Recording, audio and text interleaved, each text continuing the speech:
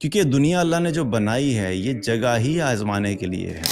یہ situations basically کھرے اور کھوٹے کے درمیان فرق کرتی ہیں کہ کون ہے جو صرف باتیں کرنے والا ہے اور کون ہے جو محبت کے دعوے کر کے سچویشن جب آئے گی، آزمائش آئے گی تو اس میں کھڑا رہتا ہے. تو یہ ٹیسٹ ہے. تو سوشل میڈیا کے اوپر تو زیادہ تر لوگ جو کیمرے کے اوپر آتے ہیں اور سوشل میڈیا پہ آتے ہیں وہ اپنی ویڈیوز جو ڈالتے ہیں اس کے اندر وہ پرسیپشن یہی دیتے ہیں کہ ان سے زیادہ خوشحال انسان ہے ہی کوئی نہیں، کیونکہ وہ ویڈیو ہوتی ہے آدھے منٹ کی، 1 منٹ کی، اس میں انہوں نے پورٹرے ہی یہ کرنا ہوتا ہے بھئی ہم سے زیادہ اچھی زندگی کوئی بھی نہیں گزار رہا. لیکن ریالٹی یہ ہے کہ آپ ان کی لائف کو بھی ذرا سا ڈیپ جا کے انالائز کریں گے، ڈیٹیل لینا شروع کریں گے تو آپ کو پتہ لگے گا کہ جو دنیا کا سب سے زیادہ خوشحال بندہ کیمرے پہ نظر آ رہا تھا، اس کی زندگی کے اندر تو پتہ نہیں کس کس قسم کی آزمائشوں سے گزر رہی ہے. تو اللہ تعالیٰ سے مانگنا ہمیشہ کیا ہے کہ اللہ ہمیں معاف کر دے ہماری غلطیوں کو، کوتاہیوں کو، اور عافیت عطا کرے، آزمائش میں نہ ڈالے. عافیت کا مطلب کیا ہوتا ہے کہ انسان ہر طرح کی آزمائش سے اللہ سے دعا کرتا ہے کہ انسان کہ اللہ سبحانہ تعالیٰ مجھے ہر طرح کی آزمائش سے، مصیبت سے، پریشانی سے، دکھوں سے جو ہے اور فتنوں سے وہ محفوظ رکھے. یہ عافیت ہے. تو مانگنی اللہ سے عافیت ہی چاہیے، لیکن جتنی مرضی اللہ سے عافیت مانگ لیں اس کے باوجود حقیقت کیا ہے کہ مشکلات اور پریشانیاں تو آنی ہی ہوتی ہیں. ایک مرتبہ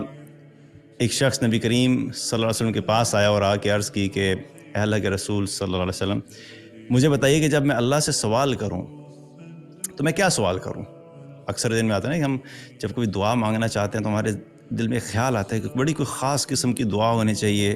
کوئی بڑی پریسائز کمپریہنسو دعا ہو کہ بس وہ مانگوں تو میرے دنیا آخرت کی ساری چیزیں اس میں جو کور اپ ہو جائیں. تو اس نے جب سوال کیا کہ اے اللہ کے رسول مجھے بتائیے کہ میں اللہ سے جب سوال کروں تو کیا کروں، تو اللہ کے نبی صلی اللہ علیہ وسلم نے فرمایا کہ جب تو اللہ سے مانگے تو یہ کہا کر اللہم اغفر لی وارحمنی وعافنی وارزقنی. یا اللہ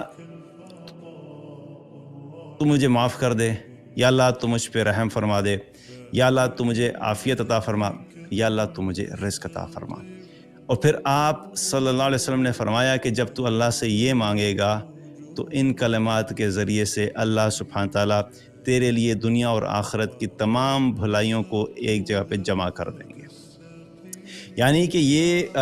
جو دعا ہے، یہ جو کلمات ہیں، یہ کلمات ایسے ہیں کہ ان کلمات کے ذریعے سے اللہ سبحانہ تعالیٰ تیرے لیے دنیا آخرت کی تمام بھلائیاں اس دعا کے ذریعے سے ایک جگہ پہ اکٹھی کر دیں گے. اور اگر دیکھا جائے تو اس دعا میں واقعی سب چیزیں اکٹھی ہیں. اگر کسی کی مغفرت ہو جائے تو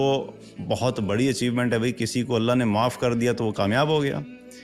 اگر کسی پہ اللہ رحم کر دے تو دنیا اور آخرت میں ہمیں ضرورت ہے کہ اللہ سبحانہ تعالیٰ ہم پہ رحم کرے. اور عافیت سے رہنا، دنیا میں بھی اللہ عافیت سے رکھے اور آخرت میں بھی عافیت سے رکھے، یہ بھی ہماری ضرورت ہے.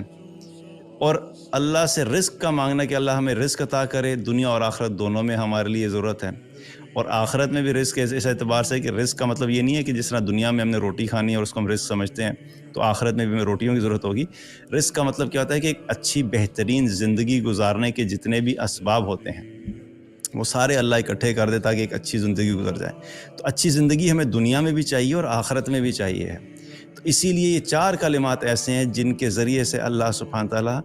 جو بھی شخص ان کلمات کے ذریعے اللہ سے دعا کرتا ہے تو اللہ سبحانہ تعالیٰ اس کے لیے دنیا اور آخرت کی ساری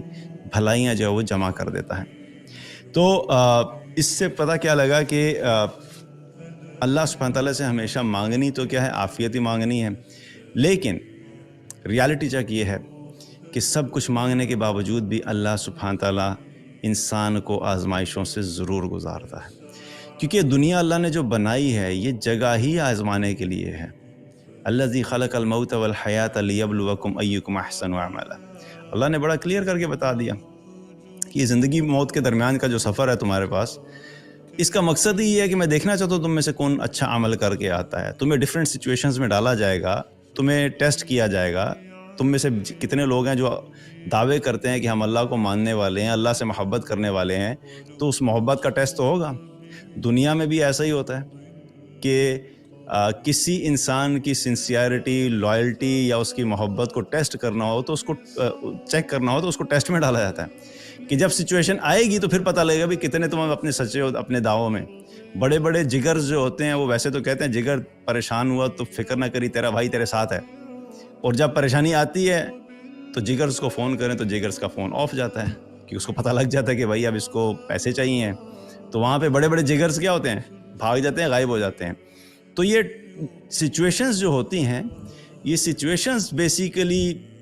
کھرے اور کھوٹے کے درمیان فرق کرتی ہیں کہ کون ہے جو صرف باتیں کرنے والا ہے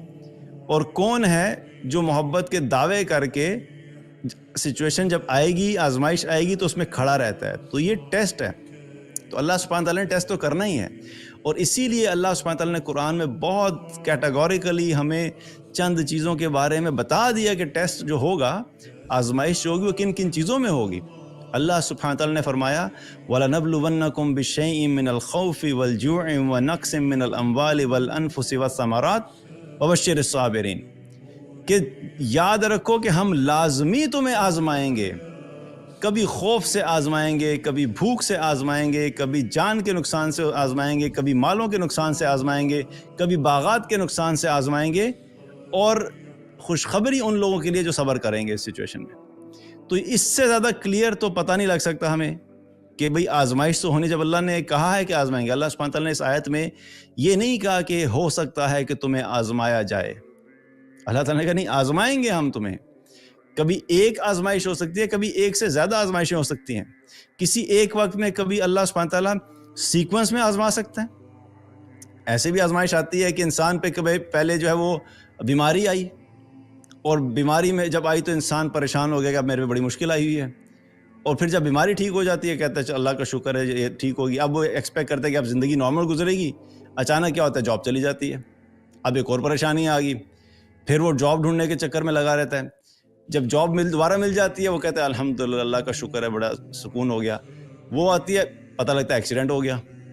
اچھا اب اس مسئلے میں سے نکلے گا، ادھر سے نکلے گا، پتہ لگا گھر میں جو ہے وہ اپنے ریلیشن شپ کے پرابلمز آ گئے۔ تو ون آفٹر دی ادر، یہ یاد رکھیں کہ اس لائف میں ٹیسٹ ہوتا رہے گا، اور کبھی کبھی کیا ہوتا ہے سائملٹینیسلی سارے ٹیسٹ آ جاتے ہیں۔ ایسے بھی میں نے لوگ دیکھے ہیں کہ جن کی زندگیوں میں بہت ساری آزمائشیں ایک ساتھ ہیں، بیماری بھی ہے، مالی تنگی بھی ہے، خامن تا خامن چلا گیا، اب بیوہ ہوگی اور بچے ہیں۔ میں نے کتنے کیسز میں پرسنلی ایسے جانتا ہوں کہ وہ بالکل سٹرگل کر رہے ہیں اور ہر طرح کی آزمائشیں ان کے اوپر ہیں۔ تو ایک وقت میں ایک آزمائش بھی ہو سکتی ہے، ایک سے زیادہ آزمائشیں بھی ہو سکتی ہیں، اور ہم سب کے ساتھ ڈیفرنٹ قسم کے ٹیسٹ چل رہے ہوتے ہیں۔ یہ ایک بہت بڑی مس انڈرسٹینڈنگ ہوتی ہے کہ جب ہم کسی بھی شخص کو، خاص طور پہ اب جو سوشل میڈیا کا دور ہے، تو سوشل میڈیا کے اوپر تو زیادہ تر لوگ جو کیمرے کے اوپر آتے ہیں اور سوشل میڈیا پہ آتے ہیں، وہ اپنی ویڈیوز جو ڈالتے ہیں اس کے اندر وہ پرسیپشن یہی دیتے ہیں کہ ان سے زیادہ خوشحال انسان ہے ہی کوئی نہیں، کیونکہ وہ ویڈیو ہوتی ہے آدھے منٹ کی، 1 منٹ کی، اس میں انہوں نے پورٹرے ہی یہ کرنا ہوتا ہے بھئی ہم سے زیادہ اچھی زندگی کوئی بھی نہیں گزار رہا۔ لیکن ریالٹی یہ ہے کہ آپ ان کی لائف کو بھی ذرا سا ڈیپ جا کے انالائز کریں گے، ڈیٹیل لینا شروع کریں گے، تو آپ کو پتہ لگے گا کہ جو دنیا کا سب سے زیادہ خوشحال بندہ کیمرے پہ نظر آ رہا تھا، اس کی زندگی کے اندر تو پتہ نہیں کس کس قسم کی آزمائشوں سے گزر رہی ہے۔ اسی لیے تو کتنے ایسے کیسز آتے ہیں کہ لوگوں کو جو انٹرٹین کرتے رہے ساری زندگی اور خود آخر میں سوسائڈ کر لی۔ کتنے ہی ایسے کیسز ہیں، کتنے سیلیبریٹیز ایسے ہیں جن کو لوگ فالو کرتے تھے، جن کو لوگ آئیڈیلائز کرتے تھے، سمجھتے تھے بھئی یہ سب سے زیادہ خوش ہیں، بس اس طرح کا لائف سٹائل ہو جائے، دعائیں مانگتے تھے، خواہش کرتے تھے کاش ہم بھی اس کی طرح ہو جائیں، کیونکہ ان کو لگتا یہ تھا کہ جتنا خوش یہ کیمرے پہ نظر آتا ہے یہ اصل میں بھی اتنا ہی خوش ہوگا۔ لیکن اللہ سبحانہ تعالیٰ نے جو انسانوں کو بنایا ہے، تو یہ یاد رکھیے کہ کوئی انسان بھی ایسا دنیا میں نہیں ہوگا جو یہ کہے کہ مجھے آج تک کبھی کسی قسم کی کوئی تکلیف یا آزمائش آئی ہی نہیں۔ اگر بیماری نہیں آئے گی تو ایموشنل ٹیسٹ آ جائے گا، ایموشنز ٹیسٹ ہونا شروع ہو جاتے ہیں، کبھی کبھی فزیکل ٹیسٹ ہوتے ہیں، کبھی کبھی ایموشنل ٹیسٹ ہوتے ہیں، کبھی خوف کی کیفیت ہوتی ہے، کبھی پریشانی ہوتی ہے، کبھی غم ہوتا ہے، کبھی ماضی کے غم ہوتے ہیں، کبھی فیوچر کے خوف ہوتے ہیں۔ یہ سب انسان کے ساتھ لگے ہوئے ہیں، تو یہ سب کیا ہیں؟ یہ آزمائشیں ہی ہیں۔